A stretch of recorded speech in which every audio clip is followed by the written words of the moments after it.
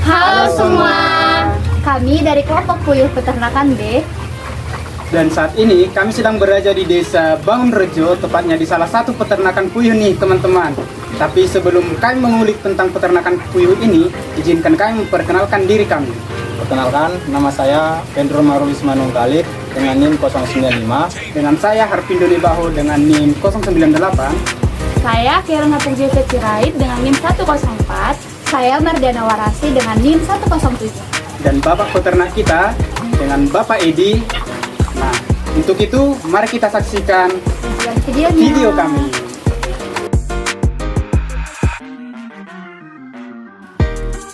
Sejarah singkat puyuh. Puyuh merupakan jenis atau bangsa burung liar yang untuk pertama kali berhasil diternakkan di Amerika Serikat sekitar tahun 1870. Sejak saat itu, puyuh menyebar ke seluruh dunia dan dikenal sebagai hewan peternakan jenis unggas. Di Indonesia sendiri, puyuh berhasil diternakkan pada tahun 1979. Sejak saat itu, peternakan puyuh di Indonesia menyebar merata dan sangat mudah dijumpai dimanapun. Nah, di peternakan Pak Edi ini sendiri, jenis puyuh yang diternakkan adalah puyuh lokal petelur, di mana hanya ada jenis betina karena Pak Edi hanya fokus pada produksi telur. Saya di sini akan menjelaskan sedikit sejarah tentang peternakan Pak Edi ini. Jadi sebetulnya peternakan Pak Edi ini sudah terbuka mulai dari 10-20 tahun yang lalu.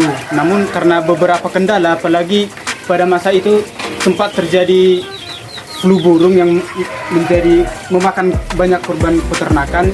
Jadi Bapak itu memberhentikan. Kemudian beberapa tahun kemudian Bapak itu membuka peternakan ayam pedaging. Namun setelah beberapa tahun berjalan, peternakan ayam pedagingnya itu mengalami kerugian lah karena pakan naik sedangkan harga dagingnya menurun. Jadi dari situ Pak Edi ini mengambil kesimpulan untuk kembali beternak puyuh yang sebelumnya telah pernah diusahakan. Jadi pertama membuka itu Pak Edi itu sekitar 700 ekor dengan modal pertama membuat kandang itu 14 juta. Ya, jadi setelah berjalan beberapa tahun, satu periode gitu, Bapak Edi mulai menambah jumlah ternak di kandangnya menjadi sekarang 2000 ekor. Nah, dapat kita lihat bahwa ternak-ternak yang sekarang diternakkan oleh Pak Edi ini sekitar berumur 4 bulan dengan masa produksinya itu sudah sekitar 2 bulan. Nah, jadi itu yang membuat Pak Edi termotivasi bahwasanya apapun yang kita lakukan jika dibarengi dengan usaha, kerja keras dan tentunya doa akan selalu berjalan dengan baik dan semoga berkah. Baiklah, sekarang kami akan menyebutkan klasifikasi dari burung puyuh. Yang pertama, kelasnya itu Aves atau bisa disebut dengan bangsa burung. Yang kedua, ordonya Galliformes. Dan yang ketiga ada subordonya Phasianoideae. Yang keempat, ada family-nya yaitu Phasianidae. Kemudian ada subfamily yaitu Phasianinae. Kemudian ada genus Cortunix. Dan yang terakhir adalah spesies Cortunix japonica. Jadi, saya akan menjelaskan ciri-ciri umum burung puyuh. Yang pertama, jenis burung ini tidak dapat terbang kecuali terbang rendah saat dalam keadaan terancam. Ukuran tubuhnya relatif kecil, berkaki pendek. Produksi telurnya 200-300 butir per tahun. Berat telurnya sekitar 10 gram. Berat puyuh dewasa sekitar 140 gram.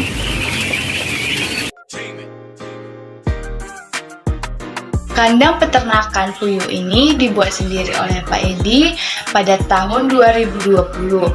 Pak Edi ini juga seorang tukang. Pada tahun itulah Pak Edi memulai usaha peternakan puyuhnya. Kandang Pak Edi terdapat dua bagian. Yang pertama kandang untuk puyuh dewasa yang berukuran 10 x 3 meter dan kandang penggemukan berukuran 8 x 3 meter. Kandang ukuran besar itu untuk petelur, sedangkan kandang yang berukuran kecil untuk penggemukan. Bisa dilihat dalam video. Bentuk kandang Pak Edi ini adalah kandang baterai dengan panjangnya 1 meter, lebar 30 cm, tinggi 25 cm, yang terdiri dari 5 lantai dengan kapasitas 50 ekor per kandang. Untuk kotoran puyuhnya berada di bawah sekat kandang.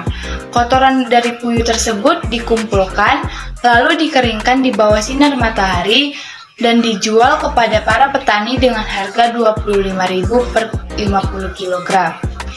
Pak Edi tidak pernah melakukan sanitasi dengan alasan selama 2 tahun ini ternak puyuh milik Pak Edi belum pernah terkena penyakit atau virus. Dan menurut Pak Edi, kandang Pak Edi selalu dibersihkan, jadi jarang terkena penyakit. Dan apabila ternak tidak sakit lalu kita sanitasi, maka akan menimbulkan penyakit yang baru. Kandang Pak Edi juga dekat dengan pemukiman. Alasan Pak Edi melakukan hal tersebut karena belum memiliki lahan dan agar ternaknya lebih mudah untuk dikontrol. Lalu Pak Edi beralasan juga jika dekat dengan pemukiman, maka jauh lebih ekonomis. Menurut Pak Edi, pemerintah juga belum pernah melakukan sosialisasi mengenai hal itu, dan pemerintah juga belum ada respon terhadap peternakan yang didirikan di dekat pemukiman.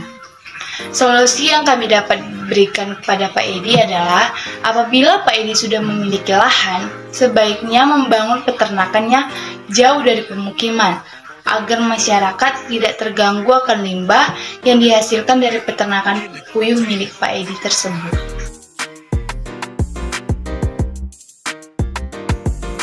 Pada peternakan puyuh Pak Edi, pada fase starter, pakan yang diberikan yaitu pakan Vivo 311 atau broiler starter yang diberikan 12 kg per harinya. Adapun nutrisi yang terdapat pada pakan yaitu protein, kebutuhannya 24,33% yang diberikan 22,18%. Kemudian ada lemak, kebutuhannya 1,19% yang diberikan 6,12%. Kemudian ada serat kasar, kebutuhannya 4,12% yang diberikan 3,31%. Kemudian ada kalsium, kebutuhannya 0,8% yang diberikan 1,52%. Kesimpulannya, protein dan serat kasar yang diberikan Pak Edi kepada ternak puyuhnya dalam fase starter masih belum mencukupi. Kemudian pada fase layer, pakan yang diberikan yaitu pakan P304, diberikan 18 kg per harinya. Nutrisi yang terdapat yaitu protein, kebutuhannya 24,6% yang diberikan 21,5%. Kemudian ada lemak, kebutuhannya 6,91% yang diberikan 7%. Kemudian ada serat kasar, kebutuhannya 4,27% yang diberikan 7%. Kemudian ada kalsium, kebutuhannya 2,5% yang diberikan 3,5%. Kesimpulannya, protein yang diberikan Pak Edi kepada ternak puyuhnya dalam fase layer masih belum mencukupi.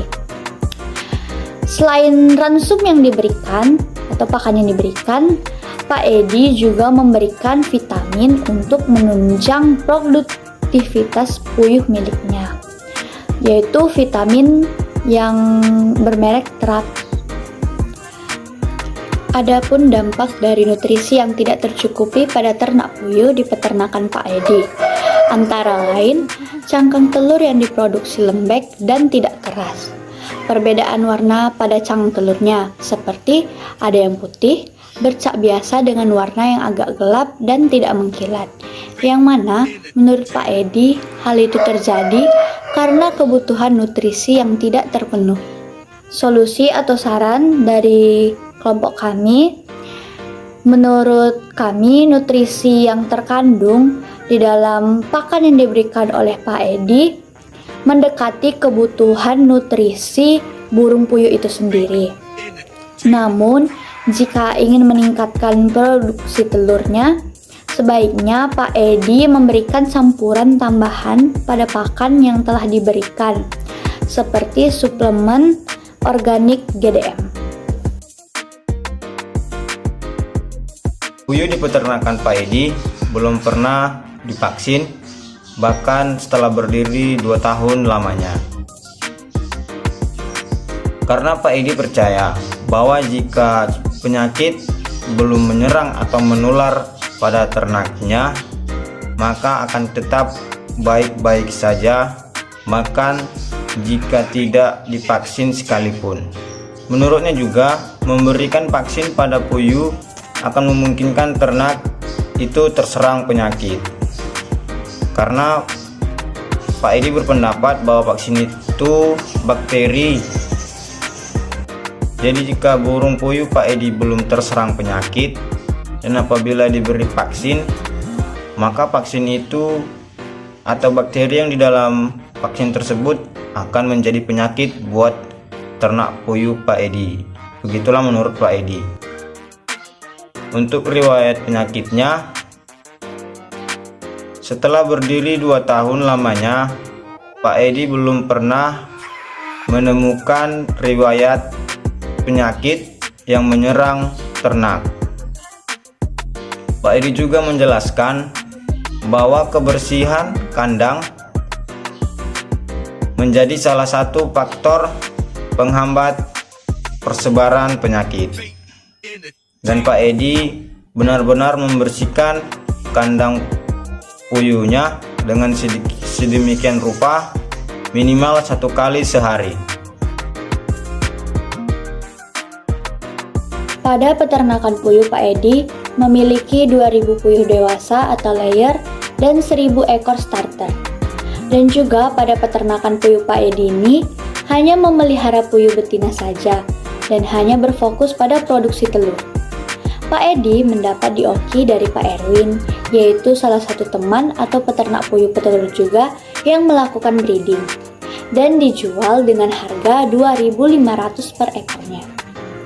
Pada peternakan puyuh Pak Edi, puyuhnya diberi makan 2 kali sehari, yaitu pada jam 7 pagi dan jam 3 sore. Dikarenakan masa bertelur puyuhnya dari jam 4 sore sampai jam 10 malam. Dan air pada tempat minum diganti 1 kali sehari, yaitu setiap pagi hari. Dalam proses pemeliharaan puyuh, tentu kebersihan kandang dan lingkungan menjadi salah satu faktor yang harus diperhatikan. Serangga seperti lalat harus benar-benar dihindari keberadaannya. Untuk mengatasi serangga seperti lalat tersebut, Pak Edi melakukan tindakan seperti pemasangan perangkap lalat yang dibuat dari kertas, yang dilumuri lem lalat dan diletakkan di beberapa sudut kandang. Dan pembersihan kandang atau kotoran dilakukan minimal 1 kali sehari. Siklus perputaran puyuh di peternakan Pak Edi yaitu 1 tahun sampai puyuh itu afkir. Ketika sudah afkir, puyuh pun dijual kembali pada agen-agen seperti tukang sate dan penjual burung goreng yang sering dijumpai di pantai-pantai dan dijual dengan harga 3.000 sampai 3.500 per ekornya.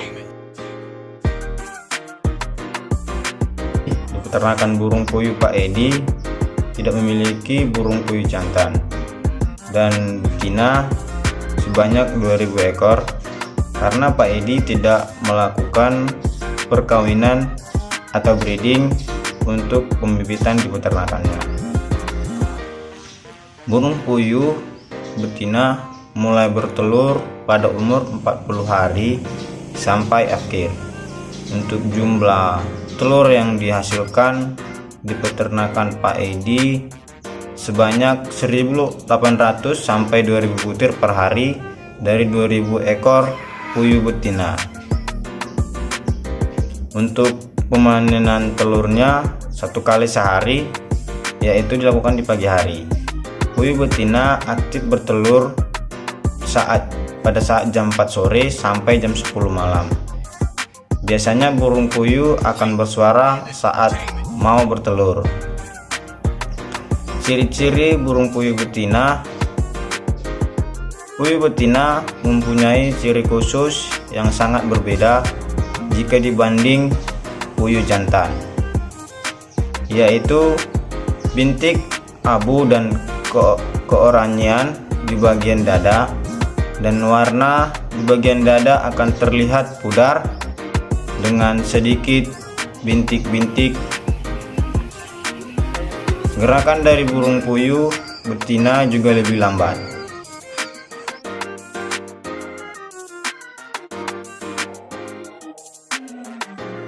Selanjutnya yaitu manajemen pemasaran dan analisis usaha. Yang pertama yaitu manajemen pemasaran. Telur yang telah dipanen kemudian dikumpulkan pada satu tempat, lalu dimasukkan ke dalam kardus mie instan sebagai wadah telur yang telah siap untuk didistribusikan. Setiap lapisan telur pada kardus diberi penghalang berupa sekam padi. Hal ini bertujuan untuk menghindari kerusakan pada telur itu sendiri. Setiap kardus mie instan biasanya berisi 500 butir telur. Target pasar dari peternakan Pak Edi ini terdiri dari 4 agen tetap yang bekerja sebagai penjual jajanan seperti sate telur dan pedagang kaki lima. Tak jarang, beberapa tetangga juga membeli telur milik Pak Edi ini. Telur tersebut dijual butiran dengan harga Rp350 per butirnya. Dengan banyaknya target pasar, tak jarang Pak Edi kesulitan untuk memenuhi kebutuhan pasarnya itu. Selanjutnya yaitu tabel analisis usaha peternakan milik Pak Edi. Pak Edi telah membangun usaha peternakannya ini sekitar 2 tahun, di mana kami menggolongkannya menjadi 2 periode. Periode pertama dengan jumlah populasi 700 ekor. Pada periode ini adapun anggaran pengeluaran yang Pak Edi keluarkan adalah sekitar. Yang pertama itu untuk biaya kandang, di mana pembangunannya membutuhkan dana sebesar Rp10 juta dan akan tahan selama 3 tahun. Oleh karena itu, biaya penyusutan kandangnya sekitar 10 juta dibagi 3 tahun, Rp3.330.000 per tahunnya. Kemudian ada biaya bibit 700 ekor dikali 2.500 per ekornya, maka sekitar Rp1.750.000. Kemudian ada pakan fase starter seharga 7.800 per kilogramnya dikali 12 kg per hari selama 40 hari. Maka hasilnya yaitu Rp3.744.000. Kemudian ada pakan fase layer dengan harga yang sama yaitu 7.800 dikali 18 kg per harinya selama 325 hari. Maka biayanya Rp45.630.000. Kemudian ada biaya listrik sebesar Rp40.000 per bulannya selama 12 bulan, maka diperoleh Rp480.000. Kemudian ada biaya vitamin sebesar Rp20.000 per kotaknya, dalam 1 tahun membutuhkan sekitar 24 kotak, maka biaya untuk vitaminnya itu Rp480.000.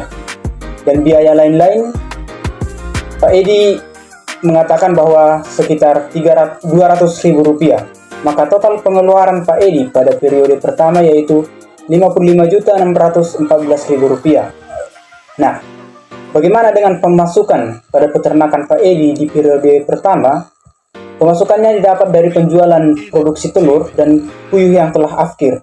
Telur yang diproduksi itu sekitar 630 butir per harinya selama 325 hari, kemudian dikali harga yaitu Rp350, maka didapat Rp71.662.500.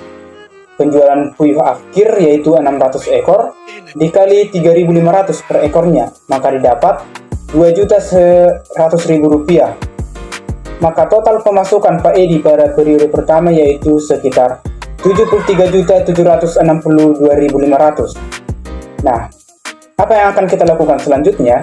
Selanjutnya kita akan melakukan yaitu analisa keuntungan dengan rumus pemasukan dikurangi dengan pengeluaran. Pemasukannya yaitu sekitar Rp73.762.500 dikurangi pengeluaran sebesar Rp55.614.000, maka didapat Rp18.148.000 per tahun atau Rp1.512.375 per bulan, atau dalam satuan per hari didapat Rp50.412 per hari. Itulah yang didapatkan Pak Edi keuntungannya pada periode pertama yaitu kapasitas kandang 700 ekor. Di periode kedua, Pak Edi meningkatkan jumlah populasi kandangnya menjadi 2.000 ekor. Adapun anggaran pengeluarannya yaitu biaya penyusutan kandang sebesar Rp330.000, biaya bibit Rp2.500 per ekornya dikali 2.000 ekor didapat Rp5 juta, pakan fase starter dengan harga Rp7.800 dikali 35 kg per harinya selama 40 hari, maka didapat 10.920.000. Kemudian pakan Fasilayer dengan harga yang sama 7.800 dikali 50 kg per hari selama 325 hari, maka didapat 126.750.000 rupiah. Biaya listrik 40.000 per bulan selama 12 bulan sebesar 480.000 rupiah. Biaya vitamin 20.000 per kotaknya, dibutuhkan 50 kotak dalam 1 tahun, maka didapat 1 juta rupiah. Kemudian ada biaya lain-lain seperti biaya tak terduga sebesar 200.000 rupiah per tahunnya. Total pengeluaran periode kedua peternakan Pak Edi yaitu sebesar 147.680.000 rupiah. Kemudian masuk kepada pemasukan peternakan Pak Edi pada periode kedua. Masih sama dengan periode pertama, yaitu didapat dari penjualan telur dan puyuh yang telah afkir, di mana produksi telur perharinya mencapai 1.800 butir dikali 325 hari dikalikan harga sebesar 350 rupiah, maka didapat 204.750.000 rupiah. Penjualan puyuh afkir sekitar 1.800 ekor dikali harga 3.500, maka didapat 6.300.000 rupiah. Total pemasukan yang didapat Pak Edi pada periode kedua dengan kapasitas 2.000 ekor ternak puyuh adalah 211.050.000 rupiah. Bagaimana dengan analisa keuntungannya? Kita masukkan rumus untung sama dengan pemasukan dikurangi dengan pengeluaran, maka didapat pemasukan 211.050.000 rupiah dikurangi dengan pengeluaran 147.680.000 rupiah, maka diperoleh 63.370.000 rupiah per tahun atau sekitar 5.280.800 per bulan. Dan dalam satuan hari diperoleh 176.050 rupiah per hari. Maka disimpulkan dengan penambahan populasi menjadi 2.000 ekor, Pak Edi mendapat keuntungan sekitar 3 kali lipat daripada periode pertama.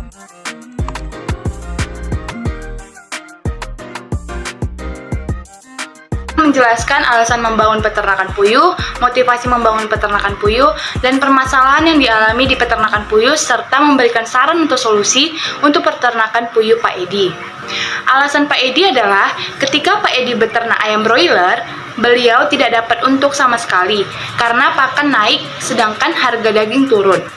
Untuk motivasinya, beliau sudah pernah beternak puyuh sebelum flu burung pada tahun 2005 dan bisa dibilang peternakan itu berhasil. Jadi beliau mencobanya kembali pada tahun 2020 lalu. Untuk saat ini, untuk permasalahan yang dialami belum ada ketika membangun peternakan puyuh tersebut. Saran kami di akhir kunjungan ke peternakan Pak Edi, kami menyampaikan beberapa saran. Di antaranya yang pertama, untuk menjaga penyebaran penyakit, sebaiknya Pak Edi melakukan tindakan sanitasi pada kandang. Dan yang kedua, untuk menambah kualitas dan produktivitas ternak, sebaiknya Pak Edi memberikan suplemen tambahan, di mana suplemen yang kami rekomendasikan adalah suplemen organik, GDM. Dan yang terakhir, karena kandang masih berada di samping rumah atau dekat dengan pemukiman, sebaiknya peternak kembali memikirkan pengaruh buruknya pada lingkungan terkhusus manusia di daerah tersebut. Baiklah teman-teman, demikianlah hasil dari video kelompok kami. Semoga video kami dapat bermanfaat untuk kalian semua dan menambah wawasan untuk teman-teman semua. Jangan lupa Like, komen, share, Subscribe. bye! subscribe ya guys.